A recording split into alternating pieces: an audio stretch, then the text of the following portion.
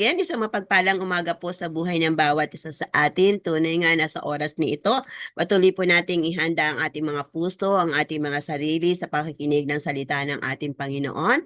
Nadadalhin po ng ating kapatid, siya po yung admin ng GIL Maypaho, a pulpit ministry, coordinator, and life group leader, no other than Sister Hedy Santos. Good morning po, Ate Hedy.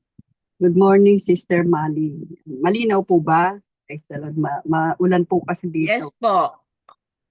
Isang mapagpalang umaga po sa bawat isa, sa ating mga faithful intercessors at sa lahat sa ating mga pastors. Pastor Neo, Pastor Robert, at sa ating Reverend Pastor Jerome Calong. Isang mapagpalang umaga po sa bawat isa po sa atin. At ngayon po ay nasa Day 10 na po tayo sa ating 21 day, no? Part 2, part 2? Stage 2 ang ating 21 day prayer and fasting. At sa magang upong ito ay ang topic po natin is patungkol sa ating mga leaders, no? Praying for our leaders. At ang ating pong theme ay magmula po sa 1 Timothy chapter 2 verse 1 to 2 na akin pong babasahin. Sabi po, I urge then first of all that supplications, prayers, and intercessions and thanksgiving be made for all men, for kings and all those in authority, that we may live peaceful and quiet lives with all godliness and holiness. At sa Tagalog po, una sa lahat, ipinapakiusap kong ilulog ninyo sa Diyos ang inyong kahilingan, panalangin, pagsamo at pasasalamat. Para sa lahat ng tao, idalangin ninyo ang manghahari at may kapangyarihan, upang tayo'y makapamuhay ng matahimik, mapayapa, makadiyos at marangal. And may the Lord bless the reading of His Word. Taglit po tayong manalangin. Napakabuti mong tunay, O Diyos, at karapat dapat ka nga lamang sambahin, luwalhatiin at dakilain. Salamat, O Diyos, sa minsan pa, Father God, sa umagang ito kung saan ang iyong mga anak ay nagkatipon upang mag-aral, manalangin, mag-aral ng iyong banal at makapangyarihang salita. Marami pong salamat sa isang pribilehiyong pagkakataon, O God, na muling mapaglingkuran ka sa pamamagitan ng pag-exhort ng iyong banal at makapangyarihang salita. Ang dalangin ko, Ama, ay patuloy na ikaw ang siyang gumabay at manguna, Father God, upang tanging kalooban mo lamang po, O Diyos, ang aking maihayag. Gabayan at patnubayan mo ako ang banal na Santong Espiritu at patuloy na ikaw lamang ang maluwalhati sa umagang ito. Maraming pong salamat, Ama, sa iyo ang papuri, pagluwalhati at pasasalamat. In Jesus' name we pray. Amen. So dito po sa ating binasa ay ito po ay sulat ni Pablo kay Timothy, kung saan si Timothy ay pastor, no? Young pastor po siya. At sinulatan po siya ni Timothy dahil ang background po nga ay ni Paul na dito nga ay may mga false teachers, no, na bago po dito sa 2 ay marami naging problema doon sa church na hinahawakan po ni Timothy. At ang isa po doon yung ng mga false teachers at saka ng mga problema doon sa church na kanyang pinapastolan. Kaya dito po ang sabi dito ay sabi niya first of all, ayan. May mga false teachers, tapos yung iba yung pinapatutuo pa ni Paul yung kanyang kaligtasan, kung paano niya naakwit. At dito po ay pagdating po sa chapter 2 ay ang sabi niya kay I urge then first of all. Kaya sabi ni Pablo, ang unang-una sabi dapat, first of all, pag sinabi pong first of all, ito po dapat ang iyong priority. Sabi niya, ito yung dapat na kailangan mo munang gawin. Yun ang sabi ni Paul kay Timothy. So pag sinabi po nating first of all, it is of great importance. Napaka-importante nun. Talagang mahalaga. Kailangan ito muna yung gagawin nyo. Ito yung pasisimulan niya. Yan. First of all. Ano po yung sinasabi niya? Ang unang-una yung gagawin it is that, sabi niya, prayer, supplication, intercessions, thanksgiving be made for all men. Kaya dahil kita naman natin sa buhay ni Paul na talagang pinahahalagahan niya ang patungkol sa pananalangin. Dahil po, napaka-importante po talaga ng prayer sa ating mga buhay, especially sa ating mga leaders, especially sa mga panahon natin ngayon, di ba? Kasi talagang prayer is dapat it is something that we desire to do. Hindi, it is not because of yung responsibility, hindi dahil sa meron ka ikaw mag-pray ngayon, ikaw yung but ito yung panalangin, ito yung dapat talagang maging lifestyle no ng ating natin, especially ng mga leaders ng mga mananampalataya, hindi lang leaders kundi mananampalataya. Dapat tayo ay patuloy na mananalangin first of all. Kaya alam, marami nga talagang minsan ito yung yung nagiging problema sa church. Pag minsan makikita mo no sa isang church, pag ang isang church is hindi masyado yung nararanasan yung power doon sa church na yun o nakita hindi lumalago na makikita natin yung sa church kung paano nananalangin yung mga mananampalataya doon kasi nga 'di ba ang sabi nga a prayerless church is a powerless church. Ang isang tao din, pag ang isang tao, isang individual, tayo, pag hindi tayo mapanalinginin, makikita natin na talagang parang ang buhay natin is hindi rin ganun ka, may dating kumbaga sa bawat problema parang nanlulumo ka, nanghihina ka. Bakit? Kasi kulang sa pananalangin. Kaya nga dapat much prayer, much power. O ba? Less prayer, less power. At dito po, at pinapakita din ng panalangin is a vital aspect in the ministry of God. Ito yung offensive weapon sa ating spiritual warfare, ang pananalangin. At sabi nga sa Ephesians chapter 6, verse 13 to 18, basahin ko po, Ephesians chapter 6, verse 13 to 18. Ang sabi po dito, and pray, sabi dito, and pray in the Spirit. O sa na lang po, start ko na lang po sa 18. And pray in the Spirit on all occasions with all kinds of prayers and requests.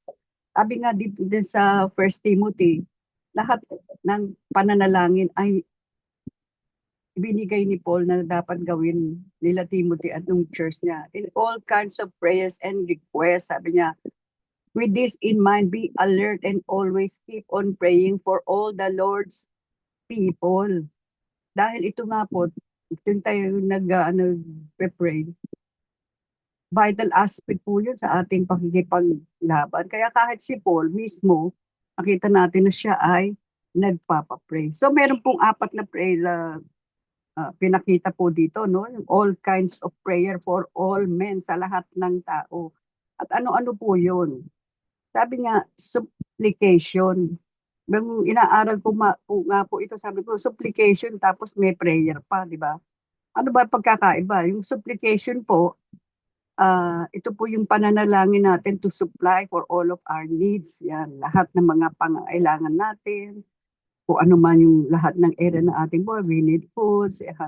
Hindi lang para sa atin po, dahil madalas, marami tayong panalangin para sa ating sarili, sa ating mga mahal sa buhay, sa ating pamilya, pero minsan nakakalimutan natin na ipag-pray na yung ibang tao, katulad ng mga binagyo. Siyempre, pag-pray na, Lord, pag-pray mo, Lord, bigyan mo naman po ng makakain, ba, yung mga nasalantanan mo, yung mga lahat ng needs nila. Yun po yung supplications, prayer of supplication, supply, no? Yung pinaka-root word nun is supply. Supply all our needs. Financially, minsan emotionally, physically, hindi lamang po financial yan marami tayong pangangailangan at hindi lamang financial. Minsan sa mga emotional needs din po natin, di ba? Sa lahat ng aspect ng ating mga buhay. At pag sinabi naman po nating prayer, di ba sabi na, di ba iisa lang yan, di ba parehas lang yan. In a way, siyempre, ah parehas nga yung prayer. Pero pag sinabi po natin talagang prayer, is talking to God about any situation. Nakikipag-usap ka, nakikipag-communicate ka. Baga sa ano yung talagang you pour out your heart to God. Yung iba kailangan we need to communicate with God. Hindi naman yung para tayong sa pamilya, sa tatay natin, sa mga magulang natin, sa mga ano natin sa mga sa ating tahanan ano, 'di ba? Kailangan nakikipag-usap tayo, nakikipag-communicate tayo sa kanya. Ganon din sa Lord. Ang pakikipag-usap natin sa kanya ay hindi na sisimula at nagtatapos kung tayo ay nagpe-pray lang sa ating devotional o sa ating audio, kundi ito yung 24/7 in communication with God. Na kung saan talagang kausap-usap mo siya, kasama mo siya in your walk, kung saan ka man pumunta, talagang siya yung partner mo in life. Yung po yung prayer, talking to God about any situation. Kaya nga 'di ba sa 1 Thessalonians 5:17, 'di ba sabi ni Paul, pray without ceasing. Alalangin kayo na wala. 'Di ba pag sinabi mo pray without ceasing, hindi naman pwedeng sa 24 hours na yun nandun ka lang sa yung prayer closet at nananalangin. Tatayo ka, lalabas ka, makikipag-usap ka sa mga tao. Pero meron tayong tinatawag po na yung parang arrow prayer na katulad ni Nehemiah na habang nakikipag-usap doon sa hari, ay nakikipag-usap siya kay Lord. Di po ba? Na Lord, ito po ba, ito gagawin ko, ito gagawin ko. Ito na yung hari, kausap ko na siya. Ano gagawin ko? Ganun po yung dapat na maging ano natin, attitude na talagang mararanasan natin ng ating Diyos, yung talagang kasama natin siya yung talagang sa lahat ng aspeto nakikipag-fellowship tayo sa kanya, ini-enjoy natin yung kanyang presence, nakikipag-communicate yung bawat kilos mo talaga. Ako nga po, ako minsan naranasan ko yun. Pati paghingi ng sasakyan, punta kami pagpupunta, Lord, pahingi naman ng sasakyan, wala kaming masakyan, gano'n. Tapos maya-maya sabi nung anak ko, biglang may pumarada sa aming sasakyan, walang laman. Sabi ko, Lord, salamat, di ba? Yun yung mga ganong pagkakataon. Gagawin ko ba to? Na mayroon ka mga bilang de desisyon, maliit o malaki. Siya yung kausap mo eh. Kausap natin siya. Ano ba gagawin ko dito? Ayan, Lord, ano ba ang ano ko? Yung parang talagang friend mo siya eh. Kaibigan mo na siya na sa lahat ng mga ginagawa mo. Andun yung ano eh, yung talagang in reality na talagang hindi mo lang siya kausap tuwing magpe-pray ka, kundi sa 24/7 ng buhay mo, matutulog ka na lang. Minsan nga ako pag hindi ako makatulog, Lord, let me rest in your presence, God. Ang mga, let me rest in your presence, nakahiga na ako po. Pero kausap ko siya. Tapos ng prayer ko, kausap ko pa rin siya. Tapos ay, Lord, hayaan mong awitan kita. Ganun po yung sinasabing prayer. Eh. It is yung continuous communication with God. Amen po ba? And intercession. Intercession is praying for the need of others. Hindi na yung sarili natin. Yung mga tao sa paligid natin, for all men. Ang sabi nga ni Pablo kay Timothy, for all men. So hindi po tayo mamimili ng mga taong ating ipapanalangin. Pero yung part 2 po nitong teaching na to is yung mga ipagpe-pray natin kasi nagbigay siya ng particular na mga tao na ating ipagpe-pray, no? For all men, for kings, in all authorities, yun po. Pero anuhin po muna natin yung mga prayer na sinabi po nga ni Paul, ano? That the Lord, ang pray natin that the Lord would step into work in a particular situation. Hindi po tayo titigil ng pag-i-intercede. Nangangailangan po ang ating Diyos ng intercession, men and women who would stand in the gap between God and man, katulad ni Ezekiel nung tinawag niya. Whom will I send? Di ba sabi ni Lord, whom will I send? Lord, here I am, send me. Ganon din po sa buhay natin. Pag may makikita tayong mga needs, ako nga po yung halimbawa, nagpe-pray ako, nagpe-pray ako ng Bible. Pag may nakita ko, yung sinabi patungkol dun sa yung mga dooms, no? Yung mga ito mangyayari sa Babylonia. O dahil ang hari nila ay wicked, ganyan. Kaya tapos iyan na ko na po yun. Yun na po yung ipagpepray ko, Lord, may mga wicked country na nagbubuli sa bansa namin. Ikaw rin ang kumilos. Diba? Like Nebuchadnezzar, o like Sennacherib, Lord. Iba, nung inaway nila yung Israel, ikaw gumawa ng paraan para ganon din gawin mo sa amin, Lord. Ganon po yun. Sinasabahan ko po, pag anytime, ang intercession din po is walang oras. Every time pag merong pinakita sa iyo si Lord o merong ipinaramdam, meron pong ipinakitang tao na ipagpe-pray mo, pray po natin. Yung po yung intercession sa lahat ng tao, sa lahat ng oras, sa lahat ng pagkakataon na tinatawag tayo ni Lord in a particular situation na ipag-pray po natin. Di po yung naalala ko yung patutuo ni Sister Dory no, ni Ate Dory na nagtataka siya bakit biglang pinaalala si Brother Eddie tapos nag-intercede siya. Ngayon pala, na delikado yung buhay ni Brother Eddie no, dahil merong gustong umano sa kanya. Ganon po maging sensitive po tayo bilang intercessors at lahat po tayo ay intercessors. Maging sensitive po tayo. Hindi lamang ang focus po natin is yung lahat ng tao. At meron naman po tayong great intercessors. Amen po ba? At po, yan po ay si Jesus.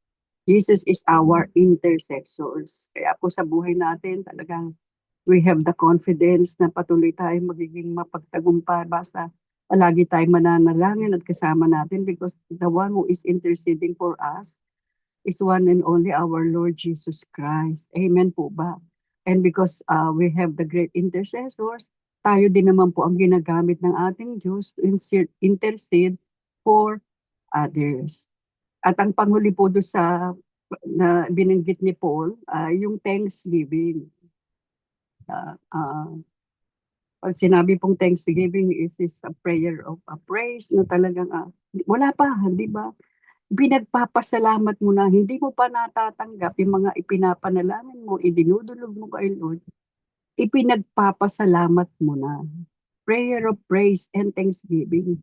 Nagpupuri ka na sa ating Panginoon. Kaya nga it is a prayer, pag sinabing thanksgiving, it also, related sa yung prayer of, yung faith, di ba? A prayer of faith. For without faith, it is impossible to please God. Pag nakita ni Lord, at maging doon sa Mark, and when you pray, believe. Di ba sabi po doon sa Mark, when you pray, believe that you receive and you shall have them. So pag nag-pray ka, magpapasalamat ka na. Kaya nga po sinasabi na hindi po sa lahat ng palagi ka muna lang pinagpe-pray yung particular. Pagpasalamat mo na tinugon na ni Lord yung panalangin mo. Hindi yung araw-araw, yun ang prayer mo, Lord. Pinag-pray mo isang bagay. Pagkatapos mong nasabi kay Lord yun, sa mga susunod na araw, hanggat hindi mo pa na ako, ipagpasalamat mo na ito ay tinugon na ng ating Diyos. Kaya po po ng prayer talaga kasi si Paul is also a man of prayer. Ang daming niya pong naranasan pero lahat ng kanyang naranasan ay napagtagumpayan po niya. Amen po ba? So ang sabi po dito, sino po yung mga taong ipagpe-pray po? Ayan, yung sa part 2 na inakalagay dito. For all, sabi dito, for all men, for kings, and all those in authority, that we may live peacefully and quiet lives. So, tatlong area po ng institution ang ko po dito, dahil meron po tayo sa ating buhay. Madalas ginagalawan natin yung basic institution, the government, the family, and the church. Yun po yung mga leaders sa government, sa family, and the church. Sabi, pray for all leaders, yan. For the kings and those in authority. Sino pong mga leaders na yun? Number 1 po, the leaders in the government.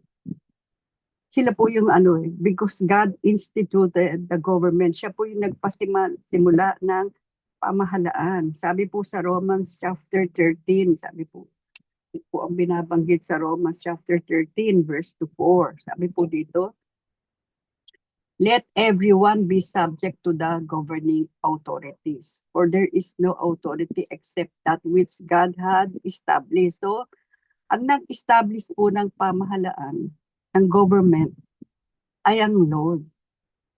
The authorities that exist have been established by God.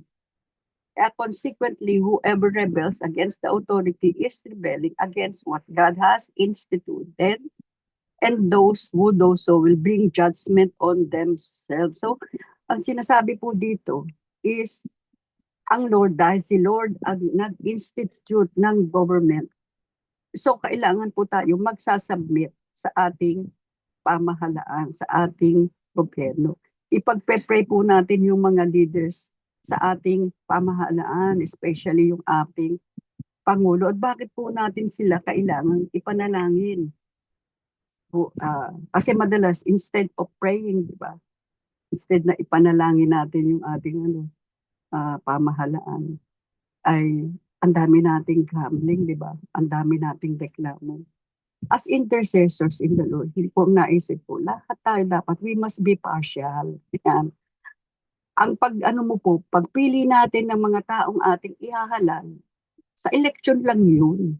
Pero after the election, sino man yung inapo ng Lord, sino man yung inordain niya, baka Duterte ka, baka Marcos ka, ano man yun, sino man inupo niya, wala na po yun. Hindi na tayo dapat nagiging partisan. Dapat po, ang focus natin is paano yung pamahalaan natin magiging maayos at yun ay mangyayari lamang through prayer. Di ba nga kaya sabi is, so that you may have peaceful life, you may have peaceful life. Paano po tayo magkakaroon ng peaceful life? Panalangin po natin yung ating mga namumuno sa ating pamahalaan. Huwag po tayong titigil. And one way to honor ng mga tao kahit na ayaw po natin sa kanila, ipag-pray po natin. Alam niyo po, ako nga minsan naalala ko, hindi po ako makaduperte, hindi ako makamelo. Wala ako pero nung time na yun, gagalit ako sa kanya, pero yung time na narinig ko nung may pandemic na may sakit siya, pinag-pray ko po, nag-pray ako kasi ang sabi ko po, Lord, paano yan pag siya ay may kinuha mo, di magkakagulo na naman. Sabi ko, mauulit na naman yung problema namin. Tapos katulad din mga pagal, nung nawala si Joseph, 10 years, tapos nandaya pa siya. Di ba? Po ba yung tumakbo si Brother Eddie, nandaya pa siya, yung Hello Garci. Ito mo kaya ang maulit yung problema namin. Sabi ko, pag siya, kinuha mo, so extend yung matapos niya yung 10 ganun po tayo magpe-pray kasi ang focus natin is paano tayo magkakaroon ng maayos na pamahalaan. Hindi po para sa atin. Pero alam naman natin na affected tayo. Na pag ang pamahalaan natin hindi maayos, apektado tayo, ang ating mga anak, ang ating mga hanggang sa kaapo-apo. So, continuously, we must pray. Huwag na po tayong ayaw kung ipag-pray yan kasi hindi yan hindi po ganun eh. Huwag po tayong magreklamo. Alam niyo po ba, nung panahon sinulat ito ni Paul, he is under Emperor Nero. Si Nero po, siya po yung pangulo, siya po yung emperor nung panahon na isinulat ni Pablo, itong letter na ito to Timothy. At kilala po natin si Emperor Nero. Napaka-brutal po yun. Siya po yung pinaka-wicked. Wicked na hari nung kapanahonan ng mga Israelites na nabubuhay pa sa Rome. Si Nero, sorry po, Pastor, hindi. Si Nero, ayan. Wicked po siya. Talagang the most notorious emperor sa kapanahonan ng Rome. At pinasunog niya yung city of Rome kasi gusto niya magpatayo ng sarili niyang lungsod. At nung panahon na yon, dahil nalaman ng mga namumuno doon sa lugar na yon, doon sa Rome, na siya ay nagpasunog, isinisi niya. Yeah, isinisi niya sa mga Kristiyano yung nangyari at pinapasunog niya, tinotorture niya yung burning torch, yung tao, ginagawa niyang buhay, pinasisilaban, pinupuno ng grasa, yung mga matador, pine-persecute, tinotorture. Yun po ang nararanasan ng mga Christians nung kapanahonan ni Nero, kung saan si Paul, andun po siya, sinulat niya ito. Pero in spite, no, na napaka-wicked eh. Pwede ba, ano ipagpe-pray mo sa kanya, Lord? Diba? Ano ipapanalangin mo sa mga taong nakikita mong gano'n? Paano mo siya ipagpe-pray? Yung taong wicked. Yung taong walang ginawa kundi i-persecute, torturein yung mga Christians. In spite of that, eto si Paul, basta submit kayo in all authority. Ipanalangin ninyo ang mga hari, ang mga leaders. Ipanalangin ninyo. Kaya tayo po, ang dami nating nakikita. But instead, no, na talagang magreklamo ka, ang hirap ng buhay, ang hirap na ipag-pray natin. Samahan natin, huwag tayong titigil ng pagpe-pray. Ang pananalangin, pag-i-intercede para sa ating mga rulers, sa ating mga leaders, non-stop din po yan. Kasi buhay, andito tayo, nakikita natin yung mga sitwasyon at mga nangyayari. Yung ating mga bibig gamitin natin to bless, not to curse. Gamitin natin yung mga bibig natin mag-declare ng mga mabubuting bagay. Amen po ba? Mabubuting bagay, hindi po yung mga bagay na alam naman natin, diba, nakikinig ang Diyos sa mga sinasabi natin. Nung sinabi ng mga 10 spies na hindi kami makakarating dyan sa promised land kasi ang lalaki nila, matatalo tayo. Hindi ba ano sabi po nung dalawa si Caleb, ay kung sasamahan tayo ni Lord, mapagtatagumpayan natin yan dahil kasama natin si Lord, mapagtatagumpayan natin yan. So pag every time po na may nakikita tayo, ipag-pray natin, Lord, alam namin na ang pag-ibig mo ay nandito sa aming bansa, tutulungan mo kami. Ipag-pray natin dahil para tayo magkaroon ng peaceable life, magkaroon tayo ng quiet life. Pag-pray natin yung mga namumuno sa bansa natin, makakilala kay Lord. Hindi naman po kasi mababago ang kanilang puso at isipan hanggat hindi sila nakakakilala kay Lord. Pag mas marami sa namumuno at namamahala sa atin, may paggalang, may respeto, may takot sa Diyos, mababago po yung sitwasyon. Kaya po yung ang Lord sa ating mga nakatingin, where the church goes, the nation goes. Kung mas marami ang nananalangin, ang nagpe-pray, alala ko ang bansang Korea. Ang bansang Korea noon is mas matunlad pa ang bansang Pilipinas. Pero mas marami ang nakakilala. Alam naman po natin na hindi naman Christian nation ang Korea. Buddhist po siya eh. Si Buddha po yung kanilang Diyos doon. Pero nung mas marami ang nakakilala, mas marami ang nananalangin, lumalapit sa Diyos. Nakita ko po yung isang service nila na habang naghihintay, napanood ko habang naghihintay sila na ang service mag-i-start. Pamipalmilya po sila. Nagpe-pray, nananalangin, walang nagkukwentuhan, nagpe-pray. Nakita natin kung paano umunlad yung bansa nila dahil nagtutulong-tulong sila na ipag-pray yung bansa nila. Ganon din po ang gawin natin. Dahil po ang Diyos nakatingin, di ba? The prayer of a righteous man is powerful and effective. Kaya yung niya, if my people, sa Second Chronicles, if my people who are called by my name. So tayo po yung tinitingnan ng ating Diyos. Kaya damihan natin yung pag-intercede, pag-pray sa ating mga leader. Huwag na po natin gamitin yung mga bibig natin na tayo mismo. Ang dami-dami nating grumbling. Dahil sa pag-grumble ng mga Israelites, hindi sila nakarating sa promised land. Si Lord po tinitingnan yung bawat deklarasyon ng ating mga bibig. Naririnig po niya. Tayo, lalo na po tayo, no? There is power in our confession. There is power sa ating mga labi. So gamitin natin sa pananalangin. Ipag-pray natin na marami ang makakilala. Amen po ba? At ang susunod po, baka po tumahaba na po ako. Malapit na ako in the family, ayan, leaders and those of authority in the family. So kailangan naman din po natin pag-pray yung sino po yung authority sa ating mga family? Ang mga tatay, mga nanay, person of authority. Diyan lang po tayo yung buhay natin eh, hindi po ba? Tumatakbo sa government, sa family. Yung mga tatay po, especially the fathers, is pag-pray po natin and pag-pray po natin ang mga tatay dahil nakita natin ano nagiging epekto pag ang tatay ay nanghina, bumagsak, wala, nasisira ang family. Pag nasira ang family, affected ang community. Affected ang community, affected ang city. Pag affected ang city, affected ang nation. Mas maraming sirang pamilya, mas maraming bata ang yung hindi nila alam kung saan sila pupunta. So we must pray for all the families. Pag-pray natin yung ating mga fathers, na yung mga fathers is magkaroon sila ng pagmamahal sa kanilang mga anak. Yung mga tatay, magamit nila talagang yung na hindi sila, di ba sabi nga doon sa Ephesians chapter 6 verse 1, ano po ang sabi dito? Ephesians chapter 6 verse 1, na ang sabi, honor your father and your mother. At yung mga tatay, di ba, ang sabi, huwag kayong sandali po, Ephesians chapter 6 verse 1. Sabi dito, Christian, obey your parents in the Lord, for this is right. Honor your father and your mother. At ang sabi po, fathers, ayan, do not exasperate your children. Sabi, instead, bring them up in the training and instruction of the Lord. So ano po ang ipagpe-pray natin sa family?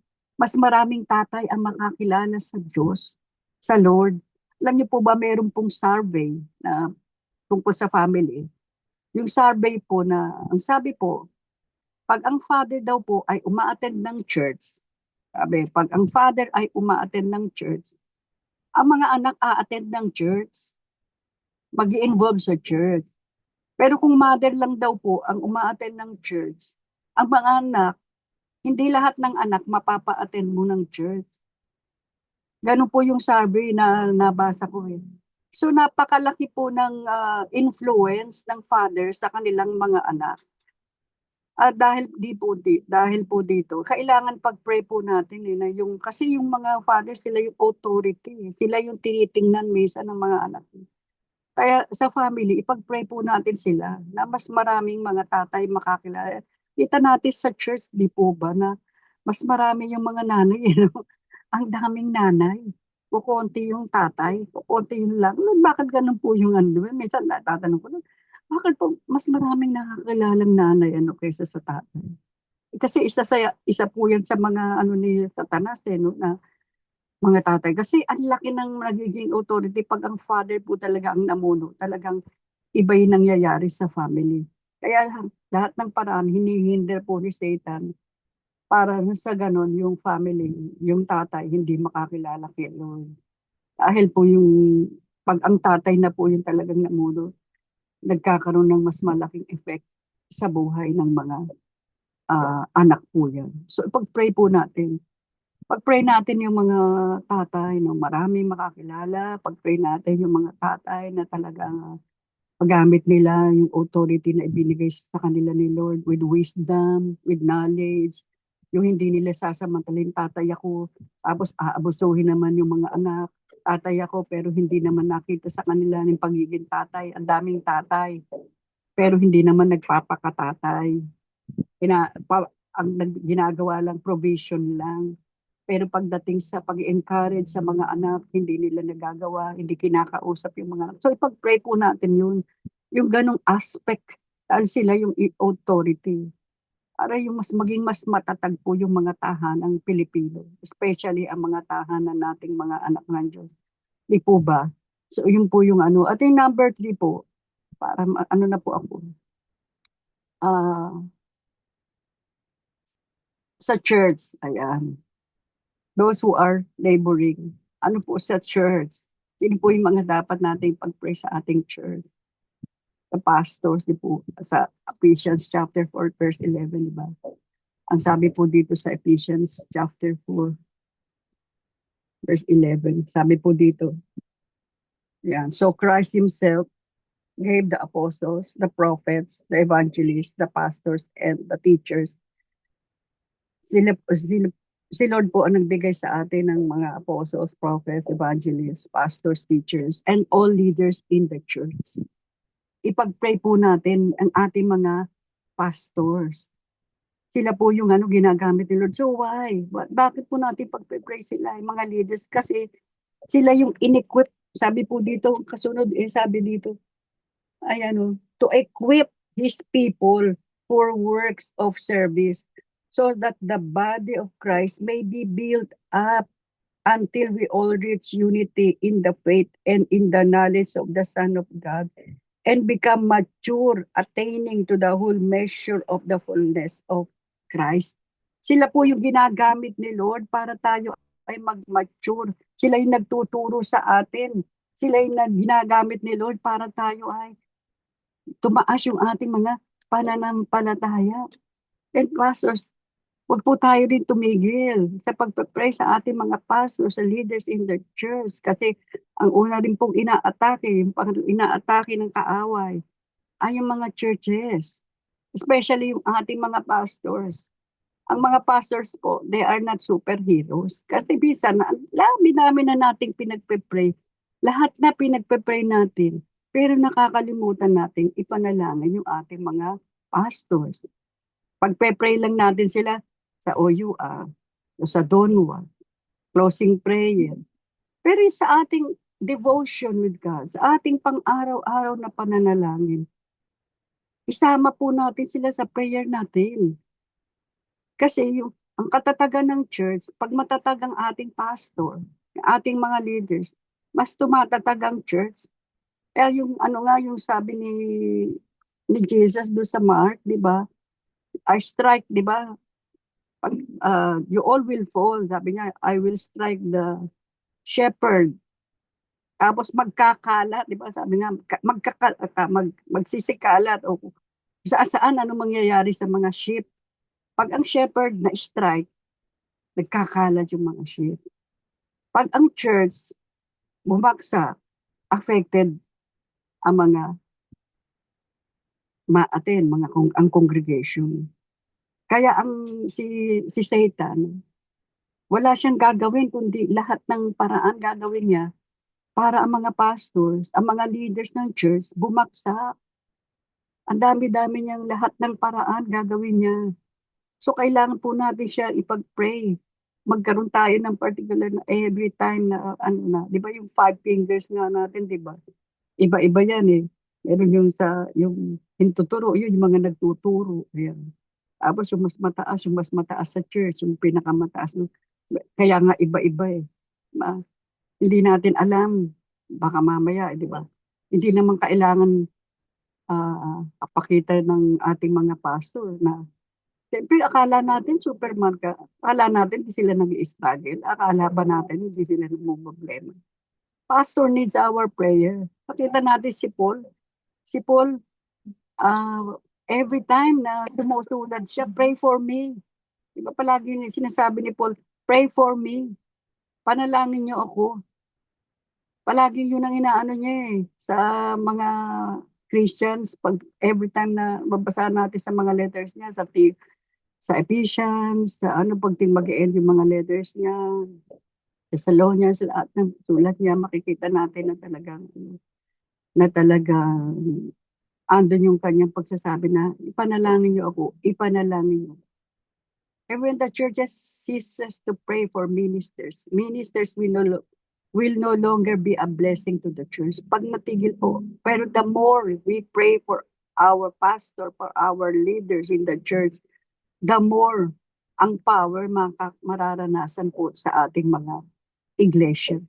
Ang dami pong pastor, no, nabasa ko doon sa na talagang bumabaksak, nawawala sa kanilang ministry. Because wala pong nagpe-pray sa kanila eh.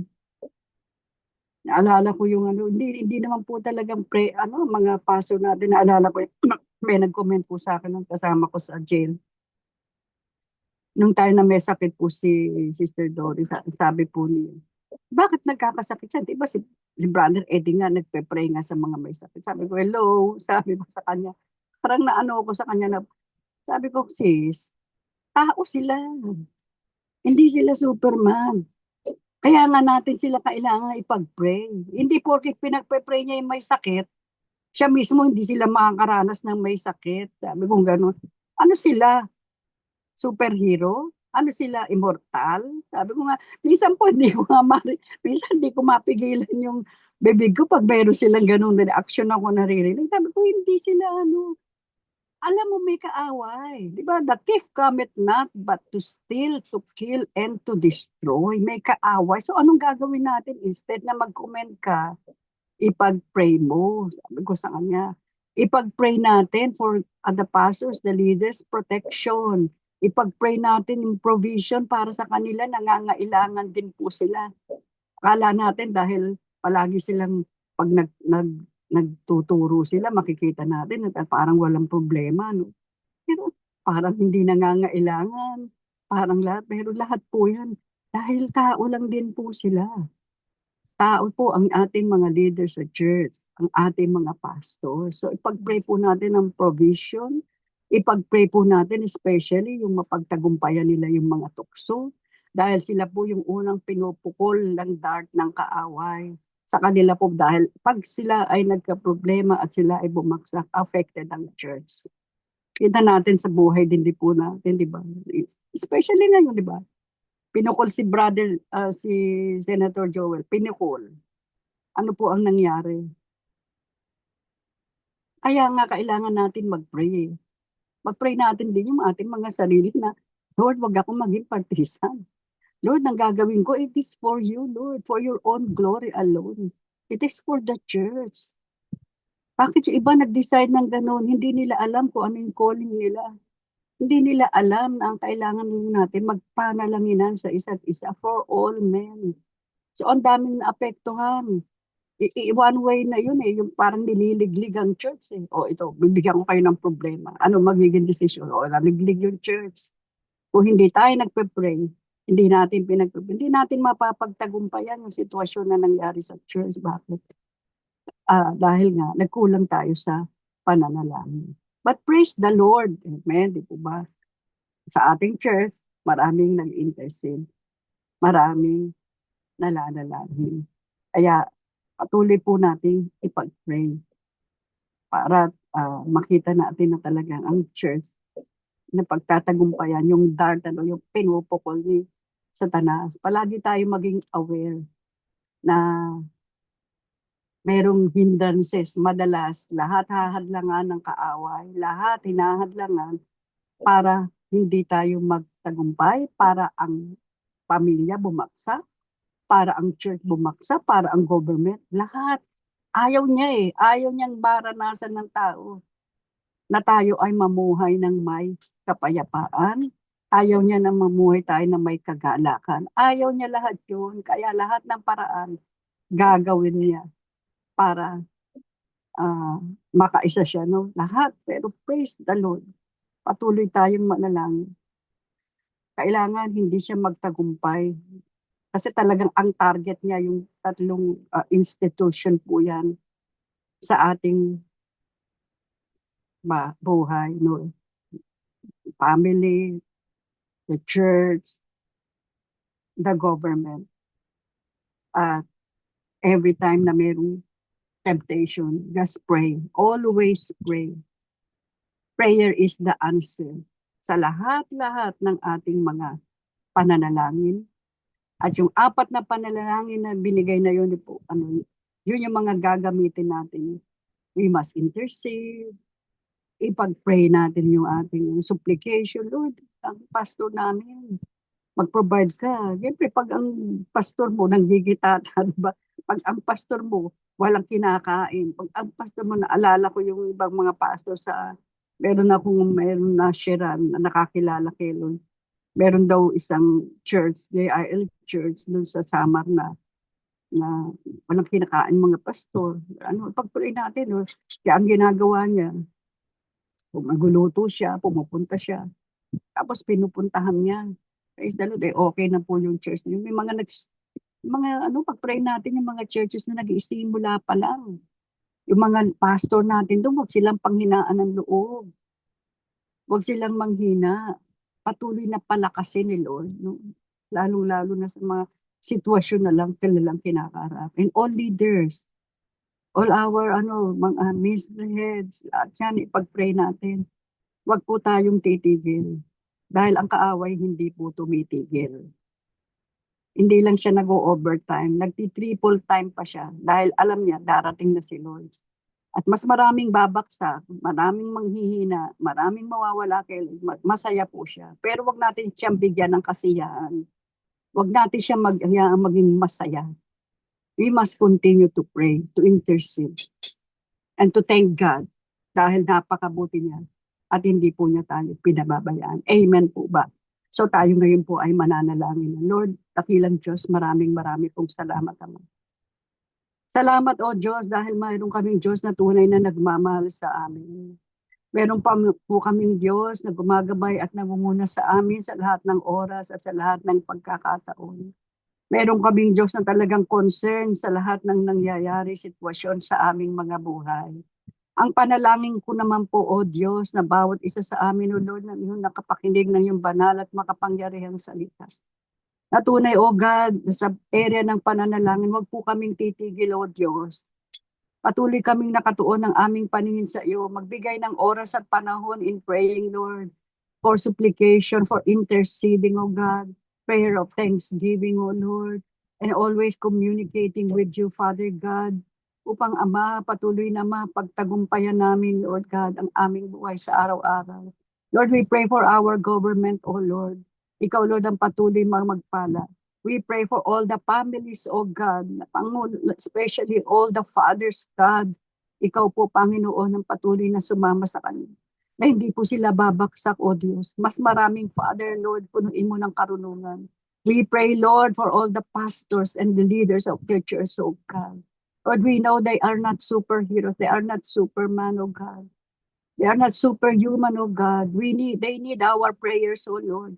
Kaya turuan mo kami, O Diyos, sa aming buhay, Father God, na patuloy namin silang ipanalangin, patuloy namin silang idulog sa iyo, O Diyos, upang katulad nga ng sinabi mo sa 1 Timothy, O God, upang magkaroon kami ng peaceable life, O God, buhay na mapayapa, buhay na may katahimikan, O Lord, dahil kung mapapagpalat magiging maayos ang aming church, ang aming government, ang aming family, O Lord, ang bawat isa, Lord, magkakaroon ng kapayapaan, Panginoon. Mamumuhay kami ng mapayapa. Hindi kami, Lord, malaya kami makapagpupuri at makapagsasamba sa iyo. Malaya kami, Lord, makakapunta sa aming church, Father God. Maiyahayag ang aming pananampalataya. Kaya naman, Lord, salamat, patuloy kang gagawa ng himala po, God. Sa lahat ng institusyon, O Lord, na aking binanggit. Sa lahat ng yan, O Lord, ikaw ang patuloy na sasama, especially sa aming mga leaders, especially, Lord, sa mga intercessors. Huwag manghinawa, magsawa, huwag mapagod, O Lord. Turuan mo kami, Father God, kami mga ginagamit mo in the area of intercessors, O Lord, na mas lalo pang maging sensitive, Lord, sa lahat ng pangangailangan aming nakikita sa aming kapaligiran, O Lord God. Maging ang wisdom, knowledge, and understanding. Punuin mo, Lord, ang iyong mga anak, Father God, at yung enthusiasm mo, Lord, yung desire to pray, Lord, nananatili sa puso ng bawat isa.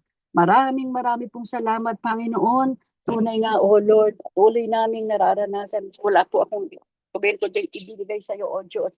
Ang pinakamataas na papuri, pagluwalhati at pasasalamat. In Jesus' name, amen and amen. Tayo po ngayon ay mag-confess. Weekly confession. I am intercessor. I stand in the gap for my church, my pastors, my leaders, my family, and my community. Amen.